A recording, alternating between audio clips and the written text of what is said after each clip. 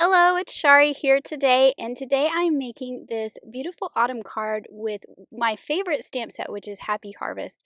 I try to make a card with this cute scarecrow every year, and I have not this year, so I thought before I jumped straight into Christmas cards, I would make a final fall card with this cute little guy.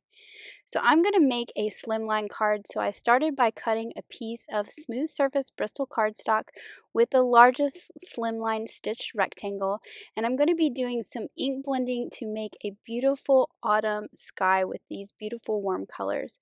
So I've started out with scattered straw there towards the bottom. That's the first color I've applied. And then next I'm going in with wild honey. And I'm just putting some down, and then I'll go back to that lighter color and blend out the line between the two colors so that you get a nice blend between them and you don't get a harsh line. The next color I'm going to bring in is Rusty Hinge. I couldn't decide if I wanted to do Rusty Hinge or Carved Pumpkin. I felt like Carved Pumpkin was a little too bright for the look that I'm going with here. So I'm just putting down a layer of that Rusty Hinge. I'm leaving some towards the top because I'm going to do a fourth color on the top. Since this is a tall card, I have space to do 4 colors and get a really nice gradient from that lighter yellow to a darker reddish orange. And then the last color I'm using here is Crackling Campfire. So I'm just using that towards the top, darkening it up. I'm going to use a piece of paper to protect my paper where I'm holding it. I've been using Bristol cardstock because I feel like the ink moves around a little bit more on that before absorbing into the paper, and sometimes it will leave some fingerprints if you are not careful. So you can just use a piece of scrap cardstock like I have here, and that will eliminate that problem. Now I've got some clean water in a spray bottle, and I'm just going to spritz it all over to give it a little bit of texture. I've done this a lot with oxides, but it also works great with the regular inks. And then I'm going to hit it with my heat tool to dry it faster so that I don't get too much mixing of the color.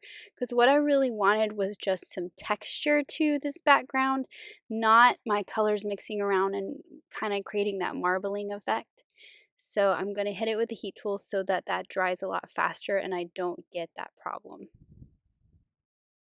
If that's the look you're going for, go for it, but that is not the look that I wanted on this particular background. Also, by drying it, I can see what that texture looks like, and I can add some more water if I need to, but this looks pretty good. So I'm going to add just a little bit of sparkle to the background with some gold watercolor splatters like I always do. And I'm using the yellow gold on this one. I felt like that color went better with the colors that I used on the background. So I'm just getting it nice and soupy there. I'm going to pick it up with my paintbrush, and then I'm going to tap my paintbrush to get big splatters. And then I'm going to flick it off the side of a clear block to get some small splatters. And it will give this nice sparkly look to the background. You can see when the light hits it. So now for the ground, I've cut just a scrap piece of cilantro cardstock with that same large slimline stitch rectangle. This is going to go along the bottom, and I'm using one of the grassy hillsides just to cut the top of it. I'm going to go in with some peeled paint distress ink and a blending brush to just hit the top of that grass with a little bit of ink and define it a little bit more. So I'm not going to pull that ink all the way to the bottom. It's just going to go along the top, and you can see you get the nice contrast between the grass and the sky. Now for my little scarecrow. He is my favorite stamp, and I have neglected him this year.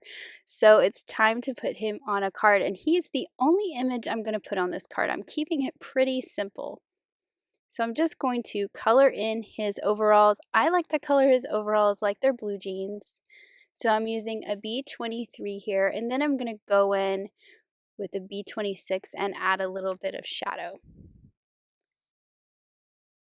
So I'm just going to add a little bit of shadow at the top and the bottom under the pocket, and then I'll just blend that out back with that B23.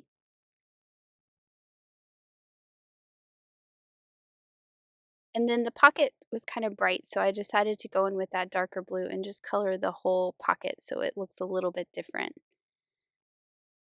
For his hat, I'm going to start with a darker YR27, and then I'll bring in a lighter color to make his It's sort of a straw hat, but it's a little bit darker. I didn't want to do traditional kind of brighter yellowy browns for a straw hat because the background right behind his hat is about that same color.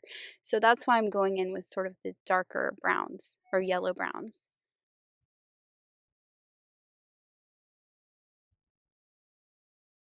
So for the buttons or the snaps on his overalls, I'm just going to color those in a gray color.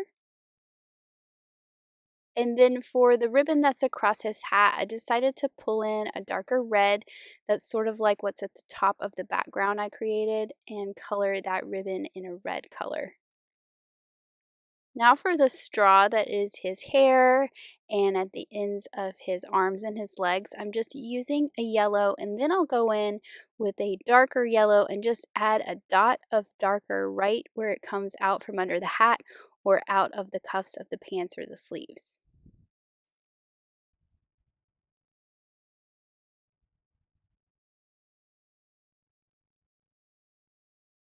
Now for his face, I wanted to give it that sort of burlap look, that dark burlap, well, it's not too dark, but a dark burlap look. So I'm actually going in with some light YRs to start with to give it a base. Then I went in with a slightly darker one to give it some shadow. And then now I'm going to pull in an E31 at the top and just bring it down a little bit. So he's lighter towards the bottom and darker towards his hat. And that kind of gives it that taupey, burlappy look. I'm just going to do some orange for his nose. And then I'm going to color his shirt green because I want it to contrast with all these warm colors I have on the background.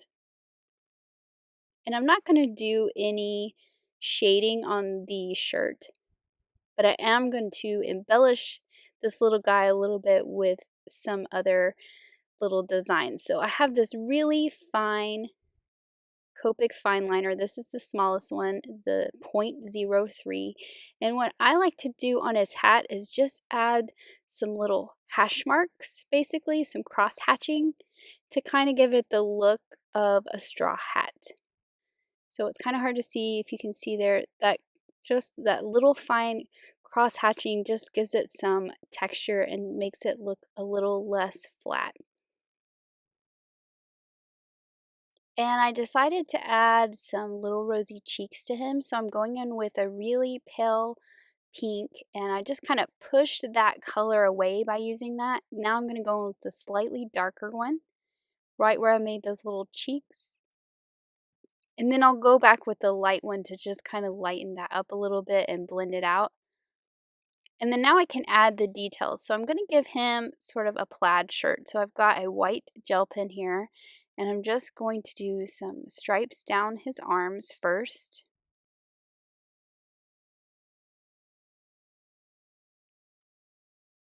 And then in the middle, and then I'm going to do the horizontal one. So his arms are pretty thin, but I'm going to do a stripe, and I'm going to try and make it not quite down the center, just a little bit towards the top, and then a couple on the body. And now he has a fun green plaid shirt.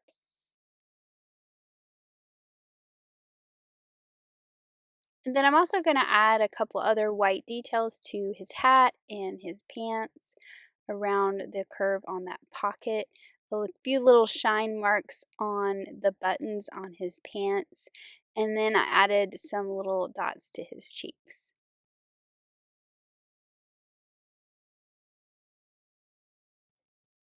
So here is our cute little finished scarecrow.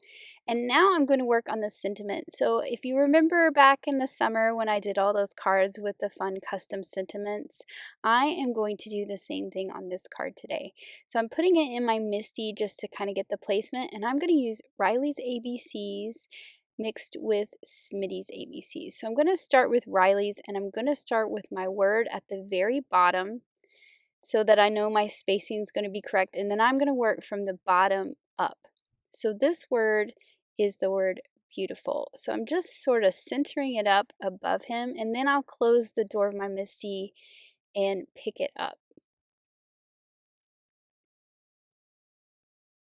And I'm using all capital letters on this one, which means I'm going to have to, excuse my head, I'm making sure it's straight. I'm going to have to move the U over, so that is what you saw me doing there. I moved the U over so that I could put the L at the end. And I'm also going to be embossing this. So I'm going to add some of my anti-static powder tool to this background. This background is nice and dry, but this keeps that embossing powder from sticking to any moisture that might still be there. So I'm going to remove my pieces there that I don't need for placement anymore because I've got it on my Misty door.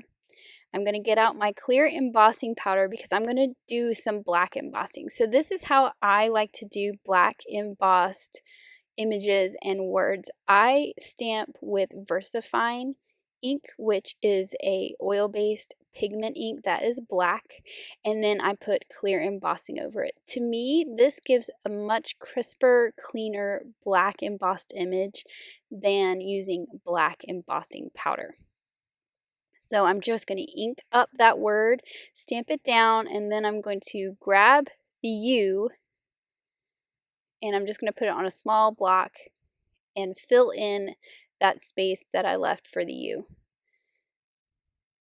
Now I can add my clear embossing powder, and it's just going to stick to that black pigment ink. And then I'm going to go ahead and melt this so that I don't run the risk of knocking off any of that embossing powder. So for the words above it, I've gone ahead and I've put them on a block using Smitty's ABCs.